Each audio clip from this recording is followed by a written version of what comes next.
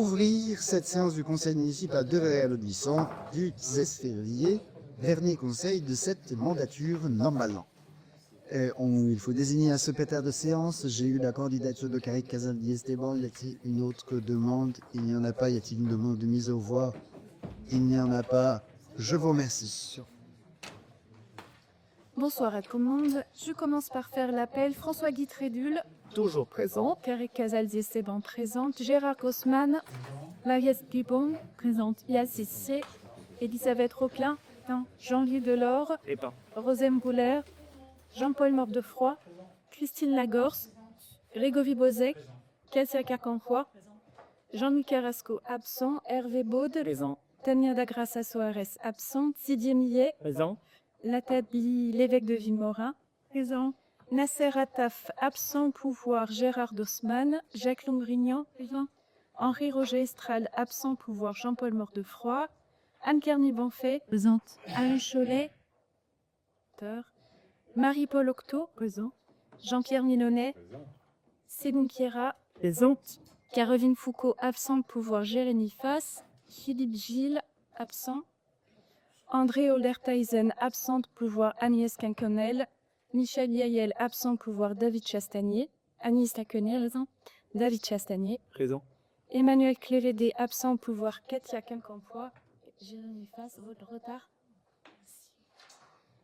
Très bien, avant la pause. Alors, écarte la parole. On commence effectivement notre ordre du jour avec l'approbation du compte-rendu de la séance du conseil municipal du 15 décembre 2025. Est-ce qu'il y a des demandes de parole?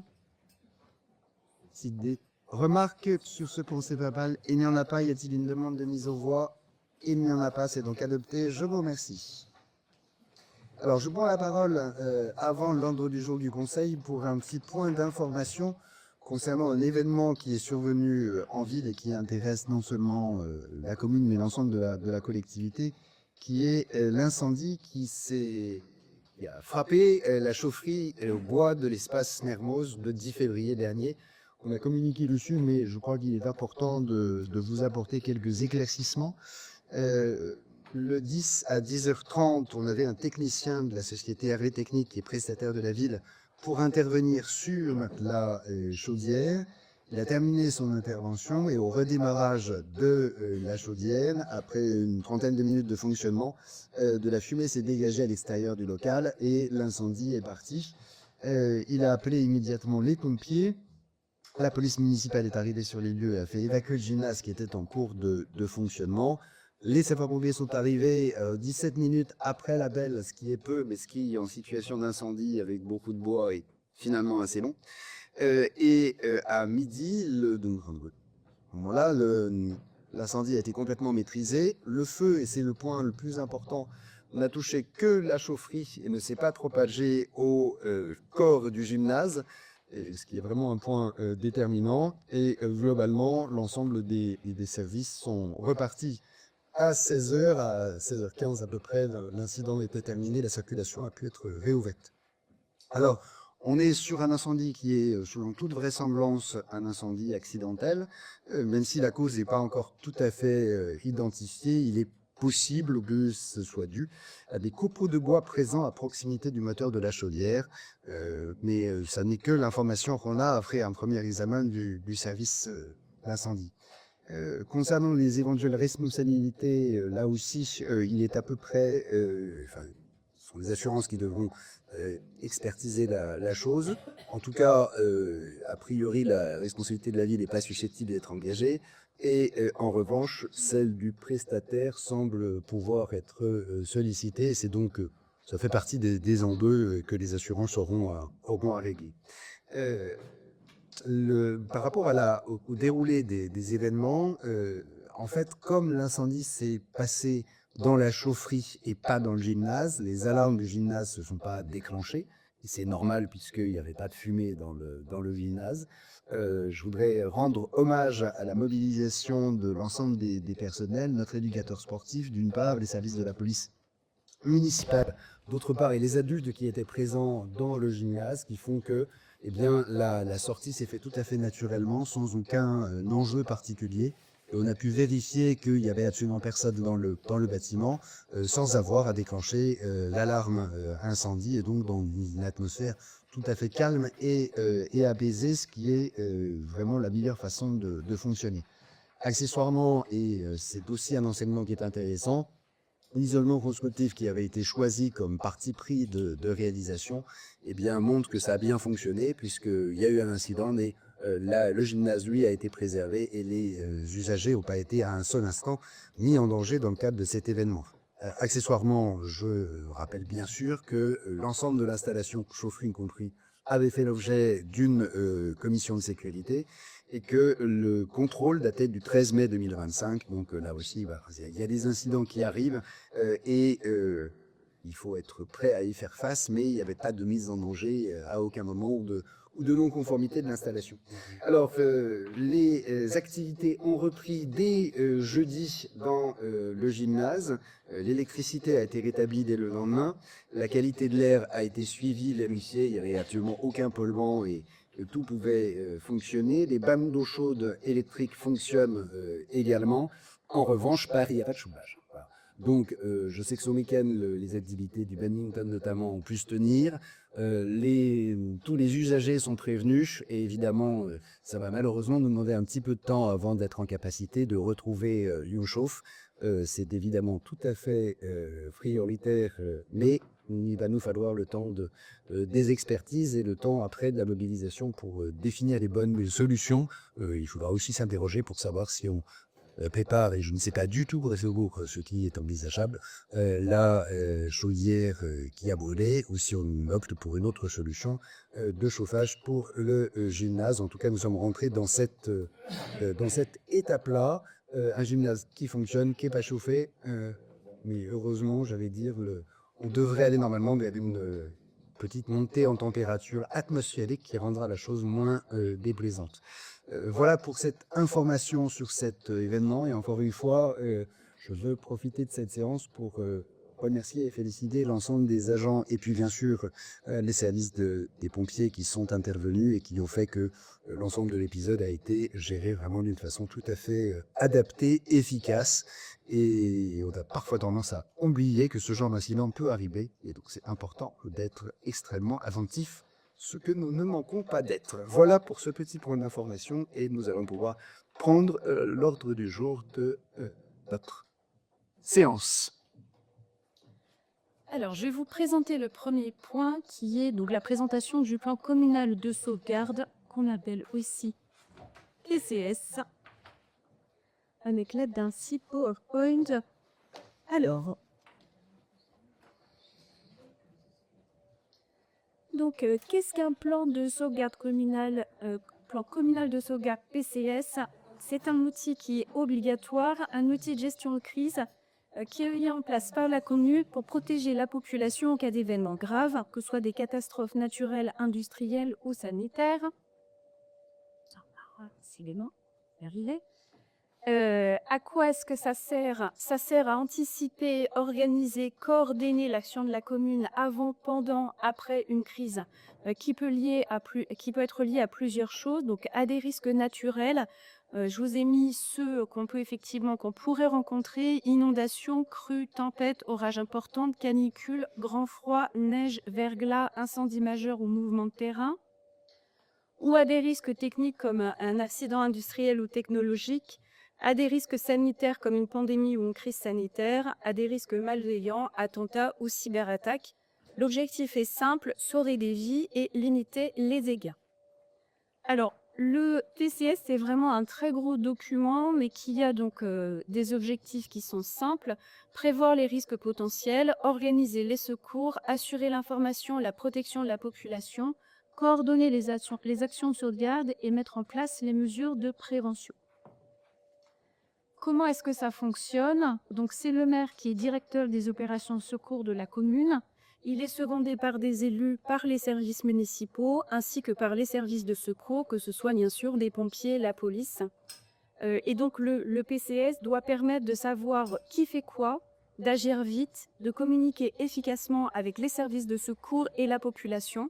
Il est régulièrement mis à jour pour rester efficace, au maximum tous les 5 ans. Mais de toute façon, il faudra parce qu'il y a tous les numéros de téléphone de tous les partenaires, etc. Donc, il faudra qu'on reste très vigilant sur effectivement la mise à jour. Que compose donc un PCS? Ça comprend notamment une analyse et une description des risques propres à la commune. Et je vous ai mis, par exemple, voilà ce qu'on rencontre à l'intérieur du document. Par exemple, là, c'est on liste tous les risques, toutes les familles de risques, et en fonction, on voit ce à quoi Verrières peut être soumis. Donc, voilà, inondation crue, on en parle en ce moment beaucoup. Ça fait effectivement partie des choses auxquelles on peut être soumis, mais il y en a d'autres, bon, voilà, moins, peu, beaucoup. Donc, ça permet effectivement de lister tous ces éléments-là.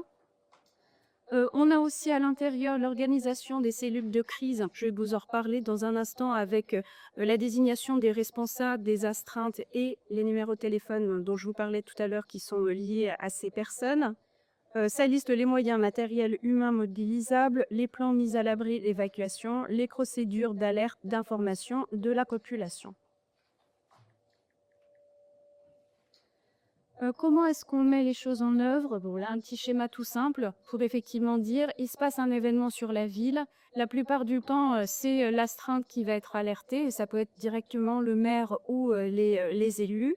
En tout cas, si c'est effectivement l'astreinte qui est prévenue, elle va alerter le maire, la directrice générale des services, qui vont en fait évaluer la situation et en fonction de la gravité ou non de la situation, on déclenche ou non la mise en place du PCS. Si effectivement c'est déclenché, ça se met en œuvre comme cela, donc avec le maire qui est directeur des opérations secours, qui peut être soutenu ou supplé par l'adjoint au maire en charge de la sécurité. Et on met en place un poste de commandement communal avec directrice générale des services, en l'occurrence pour la ville, et directrice des services techniques, qui peuvent être soutenus ou supplés par des directeurs généraux adjoints ressources.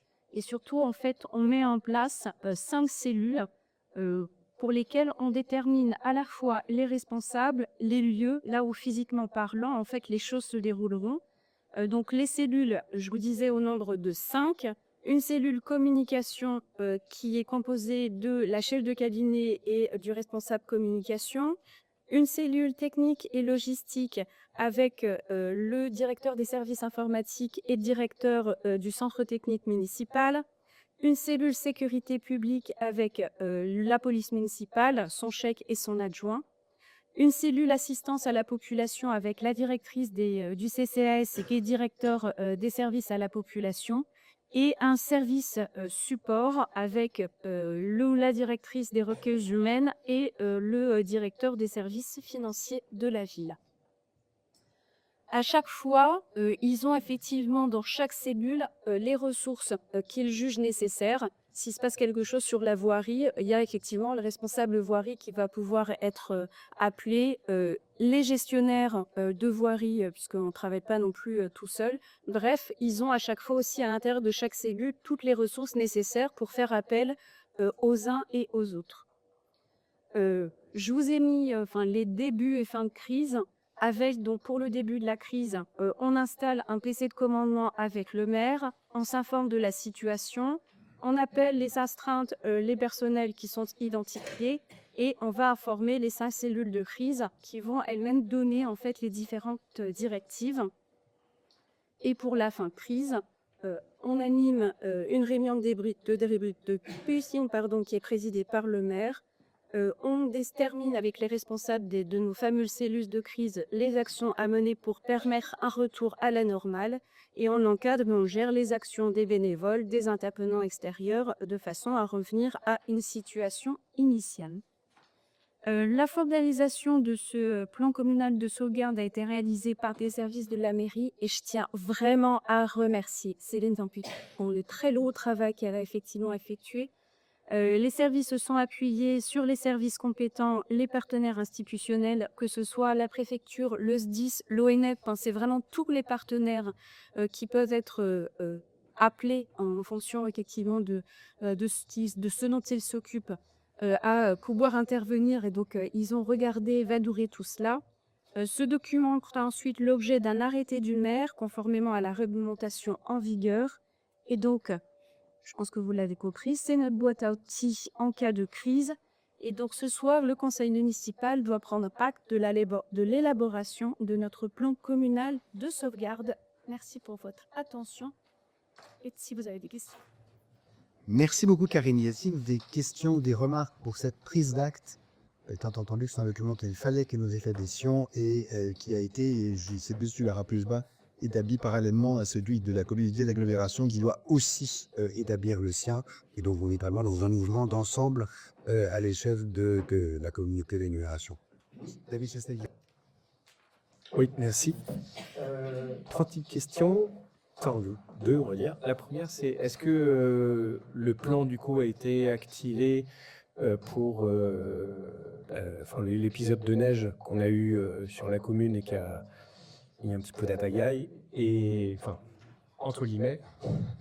Et justement, l'événement d'incendie sur la chaufferie. Ça, c'était la première question. Et la deuxième question, c'est moi, dans le cadre de mes activités professionnelles, j'ai l'occasion de participer à des cellules de crise. Et je sais qu'il y a aussi des ressources qui sont chargées de prendre les minutes de la crise, qui notent tout ce qui se passe, les arrivées, les décisions, etc. Est-ce que du coup, il y a aussi dans ce cadre-là, dans ce contexte-là du PCS, ce genre de mécanisme? Alors, sur le premier point, la réponse est non, parce que l'épisode neigeux qu'on a vécu n'est pas du tout un risque qui relève du PCS. D'ailleurs, ça a été très bien accompagné, puisque on a plutôt, on est intervenu dans toutes les rues, et effectivement, il y a certains endroits de point de vue qui étaient un peu plus délicats que d'autres, mais enfin, globalement, il n'y a pas eu de dysfonctionnement du tout. Et sur l'incendie non plus, parce que ça, c'est un événement ponctuel, et c'est pas du tout ces risques-là auxquels le PCS a vocation à répondre. Donc, lors même que le PCS aurait été applicable, on ne l'aurait pas appliqué.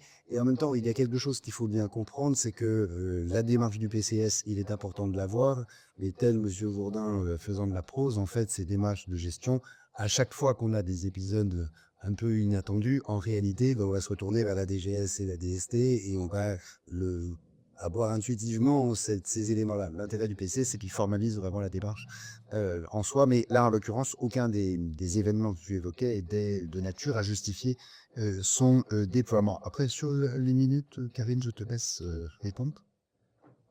Alors oui, normalement, effectivement, tout est censé être pris. Là, dans l'idée, mais il y a des élections municipales, donc on verra comment les choses se passent.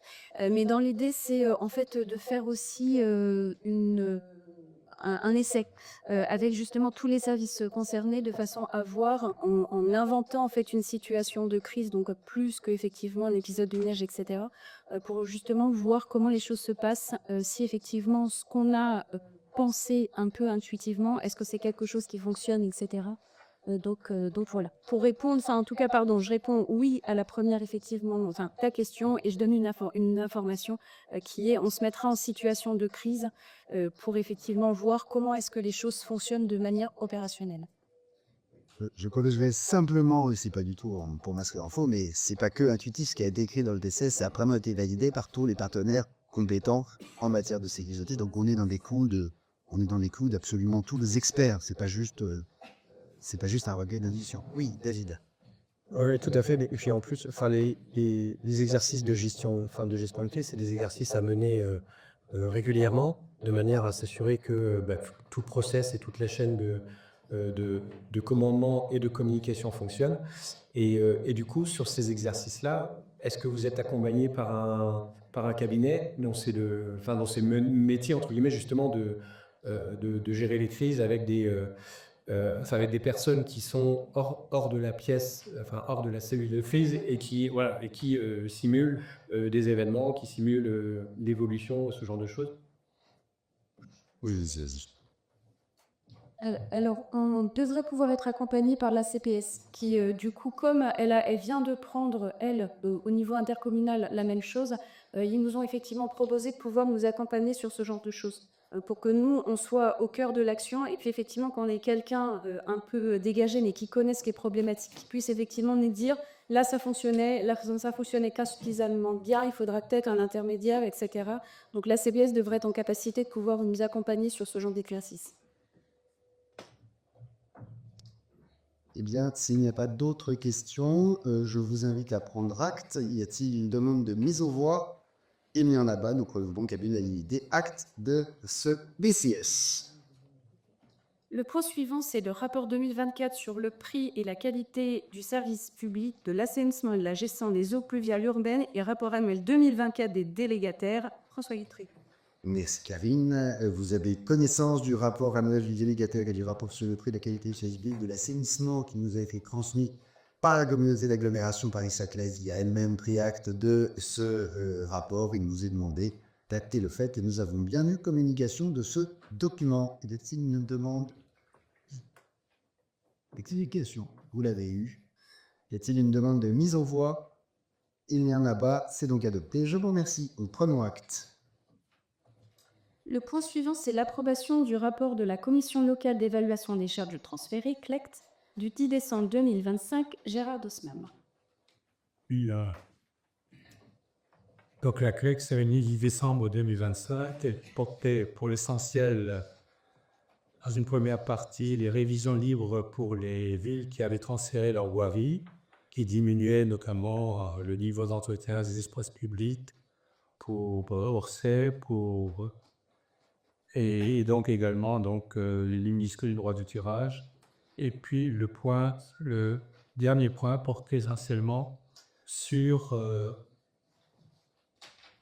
la partie eau pluviale. Vous savez que dans le budget d'investissement, nous avons une partie de dépenses, des subventions, ça aurait financé qu'on verse à la CPS pour l'entretien des réseaux d'eau pluviale. Alors, pour le bilan des années 20 à 25, nous avions versé comme AC 584 000 euros. 305 000 ont été réalisés par la CPS, donc pas complètement, et c'est lié principalement aux membres des personnels au niveau de la CPS pour suivre des interventions. Pour 2026, donc la CPS nous doit des travaux. D'ailleurs, au moment du vote du ROP de la CPS, ils ont payé 1,5 million de dépenses qui correspondent donc à ces interventions qui seront dues aux différentes communes de la communauté et l'agglomération. Pour 2026, il est prévu 315 600 euros, avec donc également des AC qui restent pour la ville de 324 840 euros. Et il est déjà mentionné donc le PPI pour 2027 à 2032, enfin les 10 ans. On a prévu pour Verrières 1 580 000 dépenses de travaux au niveau des eaux pluviales. Et l'AC par année se monterait à peu près aux environs de 80 000 euros. Et comme la CPS ne doit encore des travaux, il y aurait des travaux en 2027 pour 80 000 euros qu'ils ne seraient pas obligés de verser. Voilà. Alors, avant de vous proposer d'approuver le rapport de la CHEC, je rajouterai simplement que pour 2026, les travaux qui ont été identifiés par la CPS portent pour l'essentiel sur la rue Aristide Briand d'une part et sur l'allée sous les bois d'autres barres avec un gros enjeu de ruissellement pour l'allée sous les bois et avec des études et des travaux qui sont envisagés. Et sur la rue Aristide de Briand, c'est un enjeu de mise en séparatif qui est envisagé pour les travaux à venir. Est-ce qu'il y a des demandes d'explication sur cette délibération? Il n'y en a pas. Y a-t-il une demande de mise aux voix? Non. Eh bien, c'est approuvé à l'unanimité, le rapport de la CLECT. Je vous remercie. Point numéro 4, l'engagement de la commune de Verrières-le-Buisson quant au devoir de mémoire vis-à-vis des anciens combattants LGI au Maroc et en Tunisie. Monsieur Mba. Merci Karim. L'association de la FNACA, la Fédération nationale des anciens combattants en Algérie, Maroc et Tunisie de Verrières, m'a saisi de leurs préoccupations liées à l'avancement en âge de ses membres et du fait qu'elle envisage, à un terme imprécis mais de plus en plus proche, la possible cessation d'activité de sa section locale. Dans ce cadre, la FNACA s'est inquiétée de la déréalisation de la mémoire des anciens combattants d'Algérie, Maroc et Tunisie, et a manifesté le souhait que même s'ils n'étaient plus là, eh bien, la commune continue à poser chaque année un geste mémoriel symbolique fort. C'est la raison pour laquelle je vous propose cette délibération ce soir, par laquelle la ville s'engagera à assurer le fleurissement des tombes des 2 Verillabois morts pour la France dans le cadre de Égavadjeri, M. Jacques Beaujois et le lieutenant Charles Denzer, qui sont tous les deux enterrés au cimetière du village. Et puis que la ville s'engage aussi à commémorer le 19 mars dans le dépôt d'une gerbe de fleurs au monument aux morts chaque 19 mars. Je tiens à souligner que la délibération qui vous est proposée, vous l'avez vu, prend acte du fait que la FNACA de son côté s'engage à modifier ses statuts pour que lors de la dissolution de la section locale, qui interviendra au moment où elle le jugera opportun, le reliquat financier subsistant, le cas échéant dans ses comptes, soit versé à la ville. Je veux vraiment insister sur le fait qu'il n'est pas du tout dans mon esprit question de conditionner ce devoir de mémoire que nous aurons à honorer avec le versement de ce reliquat. La FNACA a souhaité que si effectivement reliquat il y a au moment où ils s'arrêteront, ça aille à la commune et c'est vraiment tout à fait louable et je les remercie beaucoup pour cette initiative. Mais en vérité, l'idée c'est bien de dire que quand les anciens combattants ne seront plus là, en tout cas réunis en association, eh bien la commune prenne le relais de ce devoir de mémoire important comme elle le fait pour les autres conflits du XXe siècle. Est-ce que vous avez des remarques sur cette délibération? Oui, David Chassé.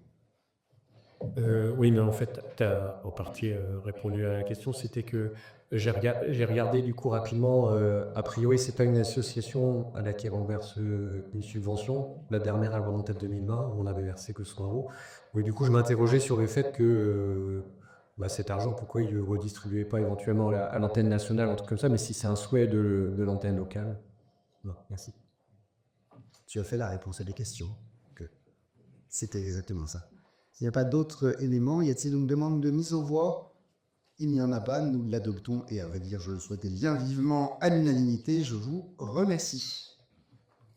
Le point suivant, c'est la demande de subvention à l'Agence de l'eau, à la région Île-de-France et à tout autre organisme pour le financement du projet de requalification du square Léon Auger. Jean-Paul Nordefranc.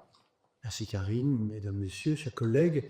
Alors, ce projet de requalification du terrain derrière le square lui-même, le terrain goudronné à Léon Auger, c'est un projet qui est déjà ancien et qui a modélisé ses porte-heureux d'énergie des Verriérois et en particulier des riverains pour définir les différentes activités qui pourraient y être installées.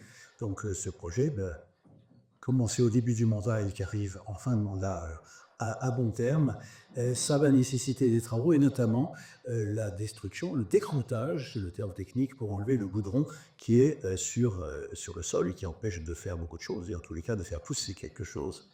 Donc la notice que vous avez sous les yeux précise bien que les travaux consistent en décroutage, en apport de substrat et ensemencement, d'aménagement d'allées et d'installation d'équipements.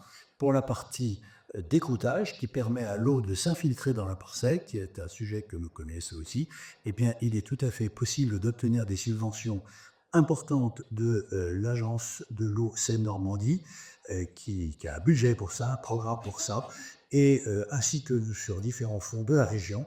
Et donc la délibération ici consiste pour l'instant à dire que nous allons demander le plus de subventions possible à ces différents organismes et on va autoriser M. le maire à faire la demande au taux maximum et à signer tous les documents afférents à ces demandes.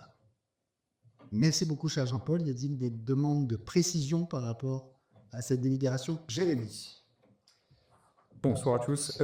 Oui, la seule question, c'est est-ce que vous avez quand même fait l'estimation des travaux que vous allez faire là-bas? Peut-être qu'elle est passée, mais je ne l'ai plus en tête. Et à combien vous l'estimez, quelle sera la part, en plus de ces subventions, que mettra la ville? Merci. Ça pourra faire. C'est à l'étude. Oui, absolument.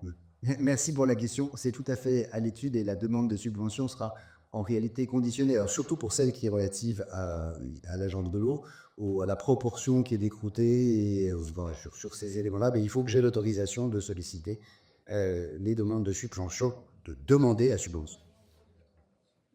Oui, jusqu'à présent, ils ont subventionné à hauteur de 80%, c'est ce sur quoi nous avions sollicité au moment de l'accord de Nord-Essenor, je crois finalement on a été un petit peu moins subventionné que ce pont. Parce que tout n'est pas éligible, le souffle nord est y a-t-il une demande de... Oui, pardon, j'ai oui. C'est juste pour comprendre, mais parce que du coup, vous avez fait une concertation là-bas où justement vous avez proposé un projet et les riverains se sont exprimés. Et du coup, vous n'avez pas d'estimation par rapport à ce besoin-là. Ça sera en fonction de l'argent que vous arriverez à trouver justement via ces subventions que vous pourrez ou non faire ce qui a été demandé par les riverains. C'est ça. Tout ou partie de la subvention. C'est-à-dire qu'on a besoin de la subvention, ça c'est tout à fait certain. S'il n'y a pas d'autres demandes d'explication, y a-t-il une demande de mise aux voix pour la demande de subvention? Il n'y en a pas, c'est donc adopté. Je vous remercie. Le point numéro 6, c'est l'adaptation des tarifs pour l'accueil des cirques et forains. Gérard Doucman. Il ville accueillir régulièrement des cirques et des forains, notamment dans le cas des fêtes foraines ou d'installations ponctuelles.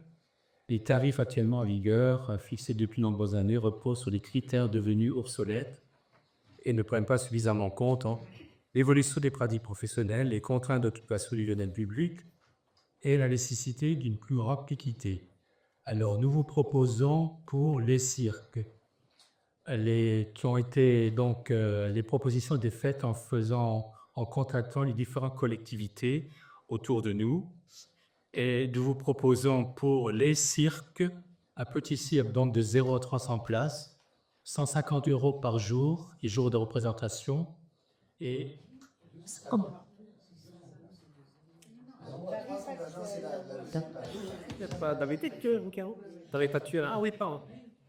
les tarifs proposés. Les tarifs proposés, 0 à 300 places, donc 150 € par jour pour les jours de représentation. Et pour les jours d'installation, des montages 50 € par jour. Et pour les grands cirques, donc 300 places et plus, 300 € par jour et 100 € par jour pour les jours d'installation. Pour ce qui concerne les fêtes foraines, les tarifs proposés sont donc pour les attractions et manèges de grande taille, plus de 100 m², 25 € par attraction par jour d'ouverture. Les attractions et manèges de petite taille, moins de 100 m², 10 € par attraction, jour d'ouverture. Et les véhicules et stands de vente, 12 € par stand ou véhicule par jour. Le conseil municipal a donc approuvé cette nouvelle grille tarifaire applicable aux cirques et aux forains. Merci Gérard. Y a-t-il des demandes d'explication? Agnès Quinguenel.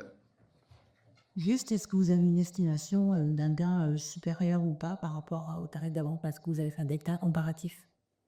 Parce qu'on a régulièrement les cirques, on a régulièrement les manèges, et vous devez avoir une possibilité de calculer s'il y a plus de gains ou moins de gains avec cette nouvelle grille.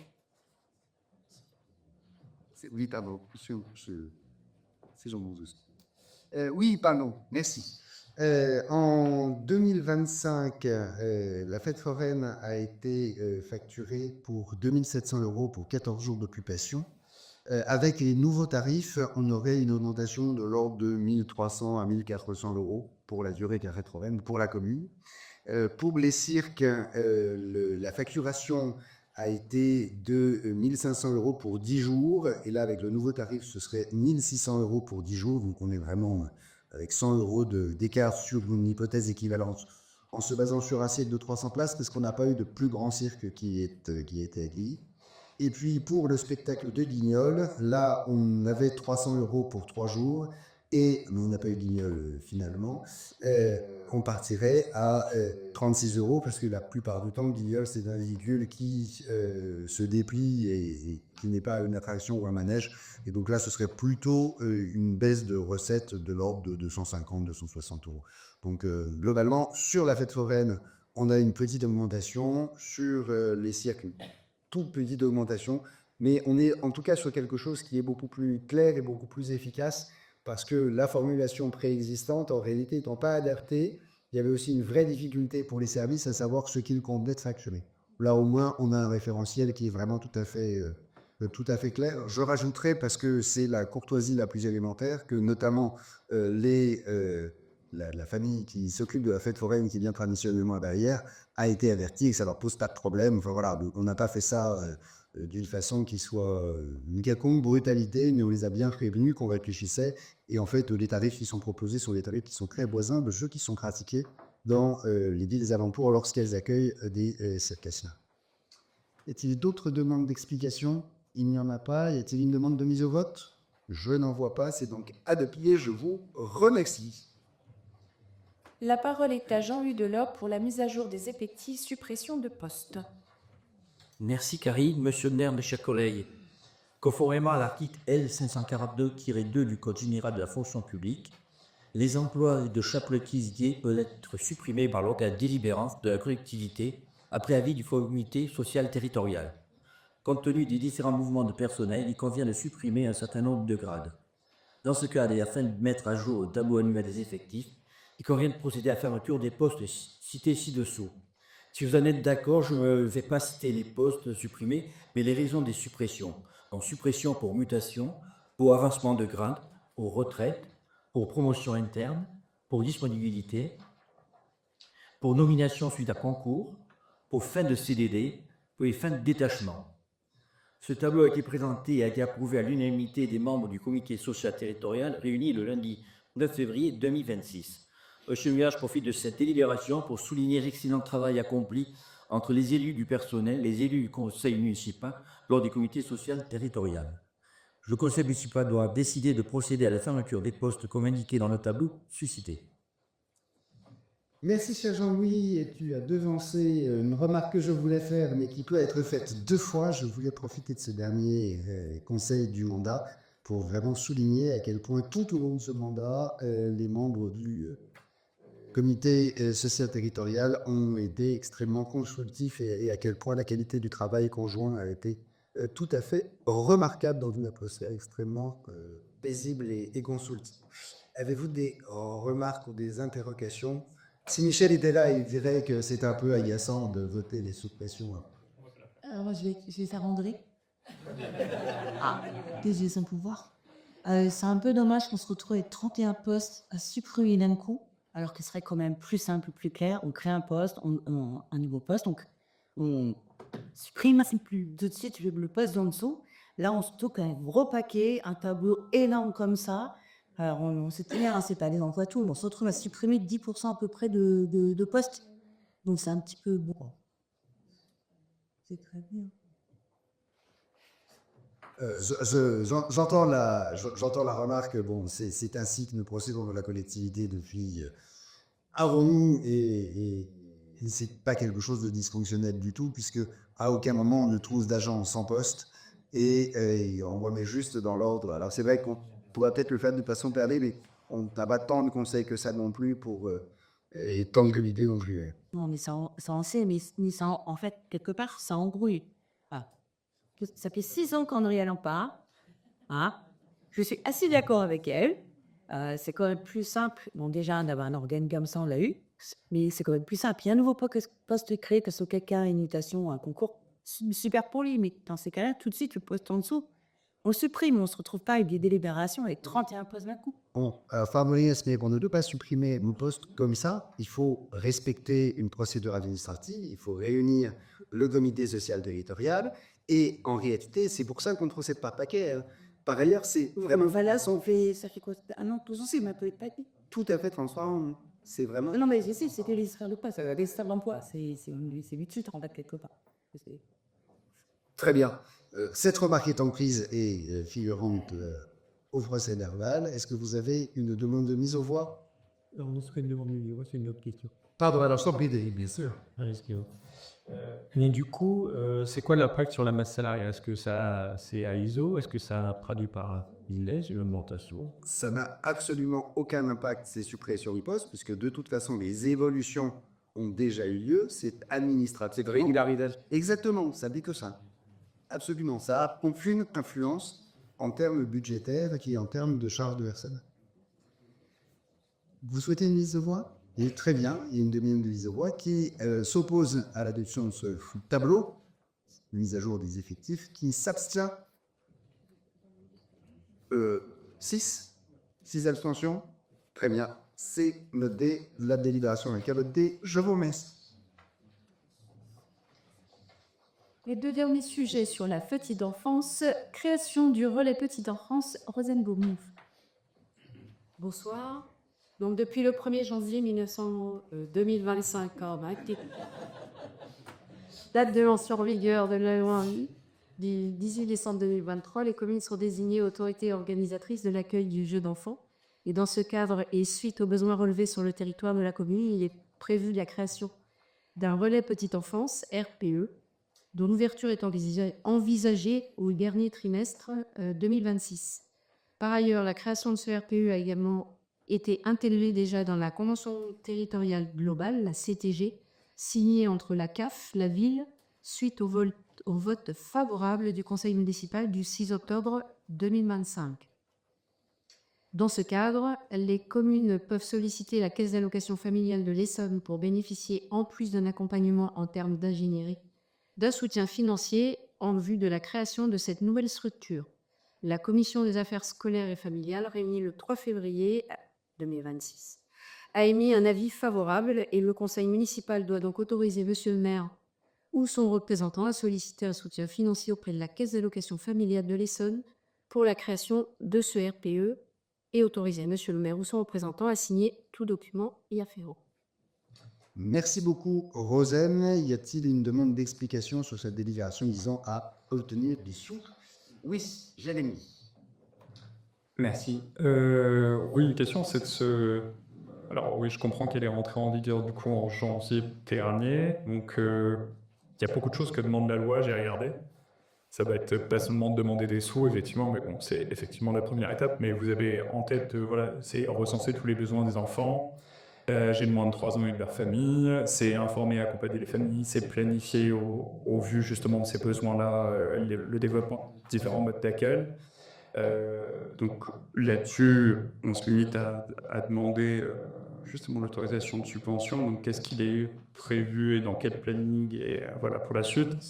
Autre question, c'est, enfin voilà, parce que c'est vraiment des questions de fond. Et est-ce que c'est vraiment un hasard, justement, de le prévoir là, en février 2026, année d'élection?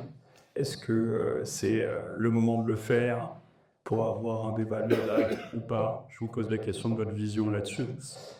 Et voilà, nous, on est évidemment favorables, hein, j'en profite pour le dire, c'est dans notre projet, c'était dans notre programme là, je pense, à l'époque.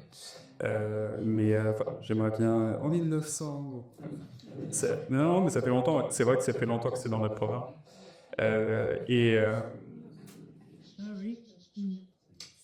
Et du coup, je précise quand même. Voilà, je veux bien ces réponses à deux questions. Merci. Bien sûr, merci Jérémy. Alors, sur la brièveté de la procédure, oui, évidemment, d'ailleurs, on a parlé du RPL depuis déjà extrêmement longtemps dans ce mandat-là, avec par ailleurs, et ça a été abordé, le lien qu'il y avait à faire entre, d'une part, le maintien de l'offre d'accueil petite enfance et des enjeux qu'il y avait autour de l'ancienne Vaudonnière, désormais la crèche des petites canailles, dont les travaux avancent bien et qui ouvrira en septembre. Et puis, il y avait aussi la question de la mise aux normes et de la pérennité de la pouponnière. Le local de la pouponnière n'est plus aux normes pour être une crèche. Et donc, pour garder la pouponnière comme crèche, il aurait fallu engager des travaux pour un coût totalement déraisonnable par rapport au bâtiment et à la structure bâtimentaire qui était adaptée. Et donc, et ça, on l'a déjà dit il y a très longtemps maintenant, enfin, il y a plus d'un an, l'idée est, dès que la crèche des petites canailles peut fonctionner, de pouvoir accompagner ce mouvement par la fermeture de la pouponnière, la transformation de la pouponnière en relais petite enfance. Donc ça a été partagé. À vrai dire, nous aurions beaucoup aimé que ça puisse aller plus vite et que ce soit sur un calendrier un an en avance, mais les difficultés des petites canailles qui tenaient au fait qu'ils n'étaient pas encore implantés en Essonne ont fait que ça a été plus long pour eux de tenir tous les agréments qu'ils ont obtenus. Et donc la question s'est posée, non pas pour la rentrée 2025-2026, mais pour la rentrée 2026-2027. Ça, c'est juste par rapport au calendrier. Pour ce qui est du planning de développement du RPE, celui-ci aussi est extrêmement clair. Alors, ce sera peut-être pas au 1er septembre, mais en tout cas, le schéma qui a été évoqué par Rosen est bien le dernier trimestre 2026. On a déjà un certain nombre d'actions du RPE qui sont réalisées par notre service petite enfance indépendamment du RPE. On a par ailleurs déjà un agent qui pourra assurer l'animation du RPE, c'est absolument déterminant, et pouvoir accueillir et orienter non seulement les familles, mais aussi les assistantes maternelles et avoir ce travail de suivi de la petite enfance dans le cadre de notre nouvelle compétence municipale petite enfance. Donc c'est vraiment là le déroulé logique de quelque chose qui a été, encore une fois, partagé pendant plusieurs mois et qui a été complètement intégré, et Rosen le rappelle, dans la convention territoriale globale que nous avons avec la Caisse d'allocation familiale et qui a été adoptée il y a 2 ou 3 conseils municipaux. Oui, octobre, ça peut être 2 ou 3, deux peut-être, conseillers municipaux.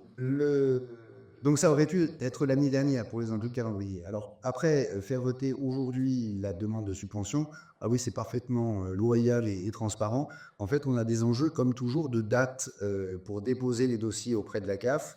Trop loin de l'ouverture, on ne pouvait pas déposer le dossier. Et si on attend, il y aura un conseil d'installation, quel que soit le résultat des élections. Après le conseil d'installation, il y aura un deuxième, et on aurait raté le coche pour pouvoir demander les subventions et faire en sorte que celles-ci soient octroyées. Donc, évidemment, on n'est pas du tout là dans une démarche autre que de prévoir l'avenir, quel qu'il soit, ou de faire en sorte que, quel que soit l'avenir, le RPE puisse bénéficier de la subvention de la CAF pour pouvoir ouvrir avant la fin de l'année civile, ce qui explique qu'on l'ait présenté aujourd'hui. C'est pas tout un scoop, et je crois que c'est un sujet qui est un sujet, par ailleurs, tu l'as dit, tout à fait consensuel. Est-ce qu'il y a d'autres questions? Non, il n'y en a pas. Y a-t-il une demande de mise aux voix? Anis? Non, il n'y a pas de demande de mise aux voix, c'est donc adopté. Merci beaucoup. Et Rosen Boula, regardez la parole pour nous présenter le barème des participations familiales 2026. Donc le montant des participations familiales est établi selon le barème de la Caisse nationale d'allocation familiale et comme tous les ans, nous réactualisons ces taux. Donc la prise en compte de leurs ressources au niveau des familles est basée sur l'année civile. Les montants annuels planchers et plafonds fixent le cadre de ce barème. Et les taux d'effort sont révisables chaque année, de même que les montants planchers et plafonds. À compter du 1er janvier 2026, le taux d'effort reste le même. Seul le montant plancher est revalorisé à 814,62 € au lieu de 820 €. Le montant plafond est inchangé. Donc le barème selon le taux d'effort 2026 est maintenu comme suit. Vous avez le tableau juste en dessous. En fonction du nombre d'enfants, il y a le taux d'effort qui correspond. Et le conseil municipal doit donc autoriser l'application du nouveau barème de la Caisse nationale d'allocation familiale à compter du 1er janvier 2026. Merci Rosen. Y a-t-il des demandes d'explication par rapport à cette délibération? Il s'agit juste d'acter les nouveaux taux de la CAF dans ce mouvement où Verrières, vous savez, depuis plusieurs années maintenant, n'a plus un taux communal spécifique, mais se contente d'appliquer le taux de la Caisse nationale d'allocation familiale. S'il n'y a pas de demande d'interrogation, y a-t-il une demande de mise aux voix? Non, c'est adopté. Je vous remercie. C'était donc la dernière délibération de ce mandat 2020-2026, sauf événement particulier. Vous avez eu connaissance des décisions que j'ai été amené à prendre depuis le dernier conseil, et il y a quelques points sur lesquels je voulais revenir par rapport à ces décisions.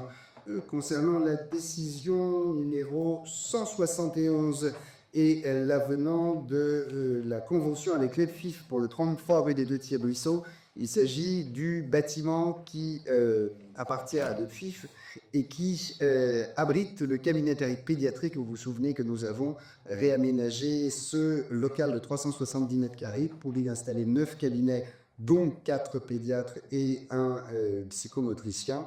Il faut que nous renouvelions la convention avec les GIT pour pouvoir assurer la continuité du service des occupants du local, le temps qu'elle trouve une solution définitive, puisqu'il a toujours été parfaitement clair que la solution est une solution temporaire. Ça ne veut pas dire que ça ne dure que quelques mois, mais qu'on a vocation à les accompagner vers une autre solution, à ce qu'elle trouve un lieu qui sera pour le coup leur lieu d'implantation définitive, on le souhaite, à Verrières. Je veux aussi souligner la décision BRO 175, la signature du marché 202-523 relatif aux travaux de remplacement des stores de l'école élémentaire David Rémy. Alors, il y a parfois des situations, on a l'impression de malchance. Je vois Madame la maire adjointe aux affaires familiales et scolaires rougir. C'est insupportable. Nous avions un marché et l'entreprise a fait défaillance. Et donc, il a fallu repasser un nouveau marché pour pouvoir effectivement équiper les stores de l'école David Régnier, qui en a absolument besoin. Nous avons passé un contrat et les travaux devaient avoir lieu pendant les vacances de février. Et voilà que, quasiment à la veille des vacances de février, nous apprenons que l'entreprise n'a pas reçu l'ensemble des fournitures et que donc ce sera pour les vacances de Pâques. Alors, il attend d'y avoir une première phase de travaux qui vont être réalisés notamment pour tout ce qui est l'électrification et les travaux d'infrastructure pendant les vacances de février, pour faire que ça puisse aller plus vite pendant les vacances de Pâques. Bon, ce qui est rassurant, c'est qu'a priori, les vacances de Pâques se vont encore avant la canicule, si canicule il y a, en tout cas les besoins de stock qui fonctionnent pleinement. On va y arriver pour ce marché, qui est un marché évidemment tout à fait essentiel. La délibération 176 est relative aux travaux relatifs à l'Arche Potinière. Je vous rappelle que ces travaux sont pour un montant total d'environ 530 000 €, qui ont été ces travaux réalisés, qui ont été lancés, ils sont actuellement en cours. On est bien sur des travaux qui étaient au budget 2025, financés par la vente des meulières, qui a été déclassée par anticipation par notre conseil municipal du 7 juillet 2025 et dont la vente est en cours avec la société Agora Stores qui a été partagée. Il faudra une autre délibération pour acter effectivement la vente une fois que celle-ci sera pleinement réalisée. Pour le moment, les enchères n'ont pas encore été mises en œuvre. Et tout ça est dans l'exécution du budget 2025 qui était adopté. Vous avez peut-être été intrigué par la décision numéro 77, achat d'un vélobus pour les besoins des écoles et services périscolaires. Le vélobus, c'est une solution de mobilité pour le périscolaire à projeter. Merci, voilà. Il est arrivé au CTM. Donc le vélobus, c'est un bus animé par traction humaine, propulsion humaine. Il s'agit d'un moyen tout à fait sûr et adapté pour permettre de déplacer 8 enfants. Et donc arrivé au centre technique municipal, il se fait une beauté, c'est-à-dire qu'on va mettre le logo de la ville et le blason de la ville. Et pardon? Oui, parce qu'il faut bien que les blasons soient avec les autres. Absolument, tout à fait, les amis. C'est important de savoir où vont les véhicules qui sont mis à la disposition des agents. Et donc, c'est un véhicule qui permettra de déplacer 8 enfants avec un animateur. Les animateurs sont en cours de formation. Évidemment, on pense particulièrement, et ça a été discuté avec les animateurs de l'école des Crémouchards et potentiellement, éventuellement, une grosse chaise. L'idée est que sur le temps périscolaire, il soit possible de déplacer les enfants et de leur faire profiter d'aménités de la ville qui ne sont pas nécessairement juste à proximité de leur école. Voilà, le vélobus devrait circuler au beau jour. Vous avez par ailleurs également vu, alors je ne sais pas s'il y a une photo, je m'attends à tout maintenant, la délibération 185, vous n'avez pas une photo de la balayeuse? Non, bon. Nous avons une nouvelle balayeuse qui a été acquise pour un prix tout de même de 157 000 €. C'est un joli engin qui était elle aussi prévu au budget 2025 et qui est destiné à remplacer la balayeuse la plus ancienne des deux balayeuses qui sont au service de la ville, pour pouvoir notamment répondre aux besoins de la reprise en Belgique du nettoyage du centre-ville, parce qu'en fait, l'ancienne balayeuse étant vraiment toute fancy et plus très performante, ici, il s'agira de donner au service les moyens de pouvoir assurer cette mission de propreté. Je rajouterai que j'ai eu le plaisir de signer un courrier d'engagement pour un agent du centre technique municipal qui sait conduire les balayeuses et que oui, Gérard, qui a toujours le souci des finances locales, de me souffler que nous avons été subventionnés pour l'achat de cette balayeuse grâce à la subvention particulière de la CPS, mais nous avons déjà acté cet élément dans le cadre des échanges du budget. Vous avez peut-être une interrogation, là on est passé sur des décisions de 2026, sur l'avenant, la délibération numéro 2 de 2026, à nouveau les 2 petits ruisseaux, à nouveau les PFIF. Il s'agit cette fois-ci du 9 rue des Petits Ruisseaux, qui est un bâtiment qui a été loué par la ville pour la durée des travaux de Malraux, où il y avait stocké une partie des collections. On a besoin de le garder encore quelques mois pour pouvoir finir de stocker l'herbier et pouvoir faire tous les traitements nécessaires pour que l'intégralité de l'herbier, qui n'est pas encore déplacé, puisse l'être dans de bonnes conditions. Il y a notamment des enjeux de décontamination et de passage par les camions frigorifiques. Tout ça est en cours, on avait besoin d'un petit peu plus de temps, c'est pourquoi vous avez cette délibération de prolongation de la mise à disposition. La convention avec la société Ivory pour l'antenne relais et celle est relative à l'antenne relais qui se trouve sur le terrain du stade, enfin au bout du stade Robert Desnos. À partir du moment où il y a un projet de réalisation de construction sur cette parcelle, on ne voulait pas passer une nouvelle convention pour une durée qui pourrait potentiellement être problématique. Et c'est donc une convention d'occupation précaire et temporaire qui va permettre d'assurer la pérennité de la présence de cette antenne jusqu'au moment où il faudra la déplacer. Enfin, dernière décision, la décision numéro 9. C'est une convention avec la CPS, parce que vous vous souvenez qu'il y a une piscine à Barrière, mais elle se trouve sur le territoire de Palaiseau. La piscine de Palaiseau-Lavaille est une piscine communautaire et nous y réservons 100 créneaux de natation pour les élèves en cycle 2 et 3, 10 séances pour 10 classes, au centre aquatique, donc La Vague, ce qui permet d'accueillir 6 classes de CP, 4 classes mixtes CM1, CM2, et puis le reste des classes de CM2, à l'exception de 3 classes d'enfants de la ville qui vont à la piscine de Vilaine à Massy. Et donc cette convention, cette décision portait sur les 100 créneaux pour ces enfants. Voilà pour les quelques éléments relatifs à ces décisions. Est-ce que vous avez des remarques ou des observations? Oui, Jérémy. Alors, pardon, Magali. Ouais, vas-y, Magali. Oui, monsieur le maire, vous avez donné des précisions sur certaines des décisions, il y en a 30 au total. Elle a quand même 12 qui concernent particulièrement donc, des dénominations et compositions culturelles.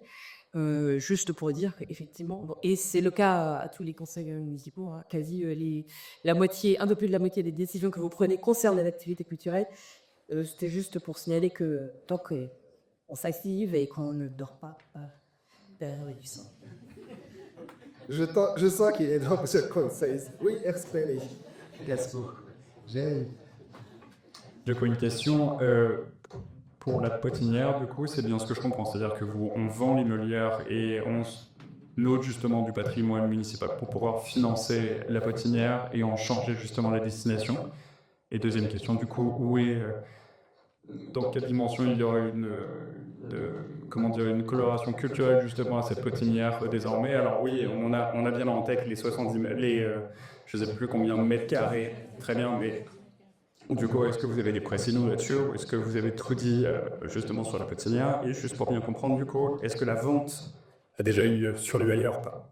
Non, alors là, parce que pour le coup, précisément, il faut respecter les possibles options divergentes qui devraient s'exprimer, et ce sera à la nouvelle équipe municipale qui appartiendra de finaliser le processus. Ce que nous avions écrit au budget 2025 et qui reste, c'est en cours de réalisation, c'est qu'on engage les travaux que nous finançons, mais il y a une fongibilité de l'argent, donc l'argent qui ne viendrait pas de là pourrait être trouvé ailleurs, éventuellement, je ne sais pas où, mais pourrait être éventuellement trouvé ailleurs. C'est que nous finançons effectivement la rénovation profonde et définitive, autant qu'on peut être définitif dans ce bas monde, Tempus Fugit.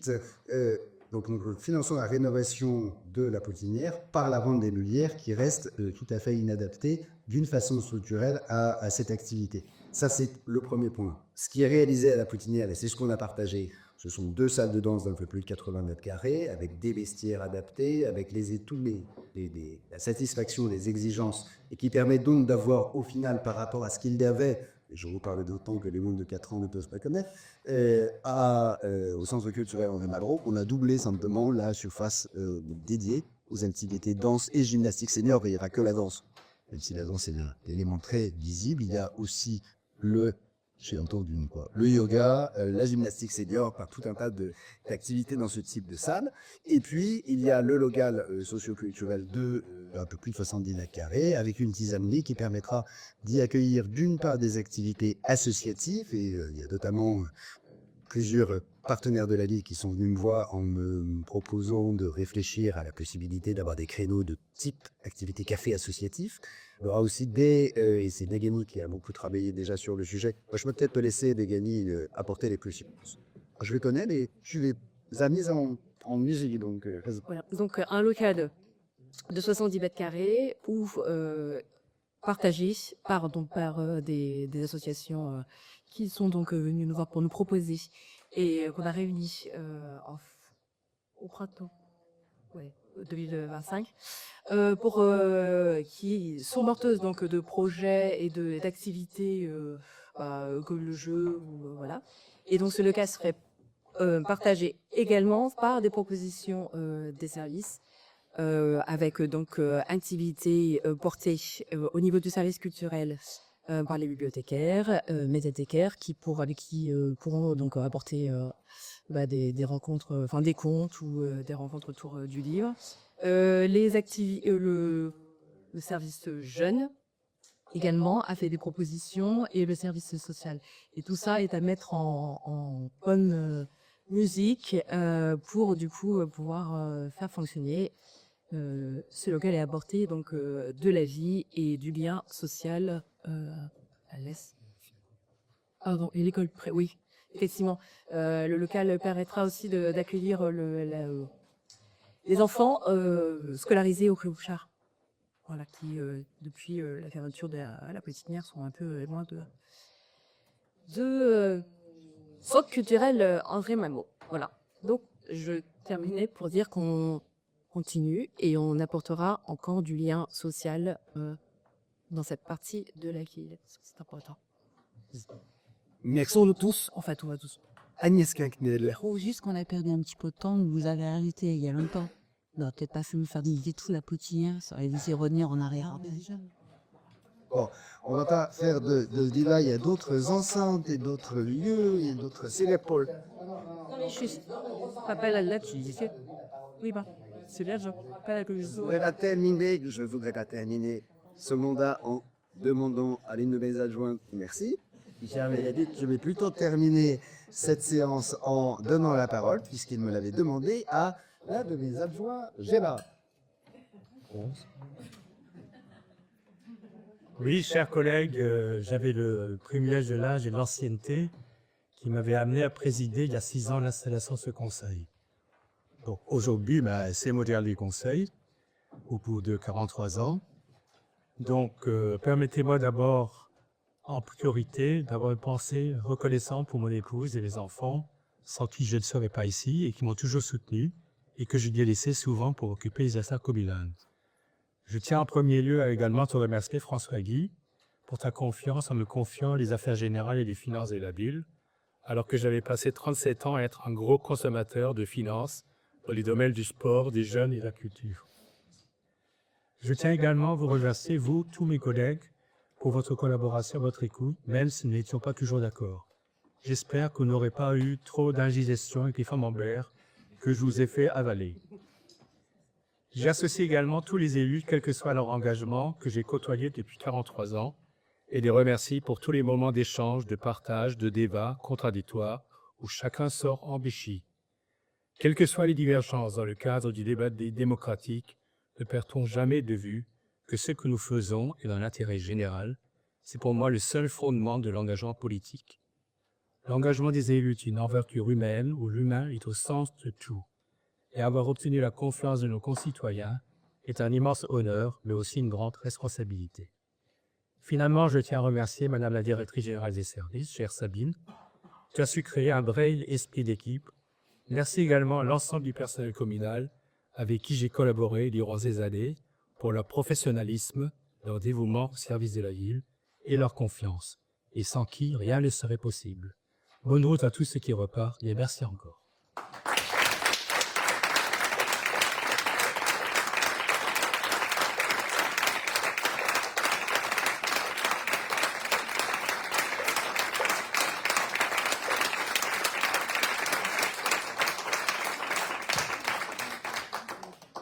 Voilà, on m'aura pris mes chutes systématiquement ce soir, tout le camp.